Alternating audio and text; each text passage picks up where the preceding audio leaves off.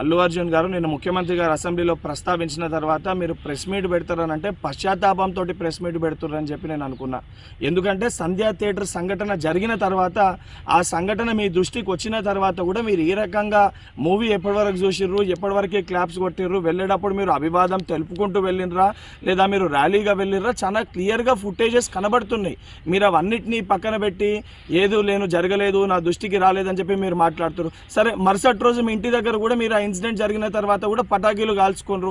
సరే, ఆ విషయాలన్నింటినీ కూడా మేము ప్రస్తావిస్తలేము అని మీరు మాట్లాడుతూ ఏమని అంటారు, తెలుగుని సత్తా చాటుతున్నాం అని మాట్లాడుతున్నారు. తెలుగుని సత్తా చాటేది ఉంటే మన వలన తెలుసో తెలియకనో ఏదైతే సంబంధించి సంఘటనలో మనుషుల ప్రాణాలు పోయే విధంగా అటువంటి ఒక చర్యలు జరిగినప్పుడు దాన్ని ఏదైతే సంబంధించి సానుభూతితోటి స్పందించి ప్రెస్ మీట్ నిర్వహించి ఆ కుటుంబానికి అండదండగా నిలిచే ప్రయత్నం చేయాలి తప్ప నిన్న ముఖ్యమంత్రి గారు ఏదైతే ఈ ప్రజాప్రభుత్వము ప్రజలకు అండదండగా ఉంటుంది, ఎవరు తప్పు చేసినా కూడా ఊరుకోము శిక్షిస్తామని చెప్పి ముఖ్యమంత్రి గారు వారి స్థాయిలో తెలంగాణ ప్రజానికానికి ఒక ధైర్యం ఒక భరోసా కల్పిస్తుంటే దాని తర్వాత మీరు ఈ రకంగా ప్రెస్ మీట్ పెట్టడం అనేది ఇది సరికాదు.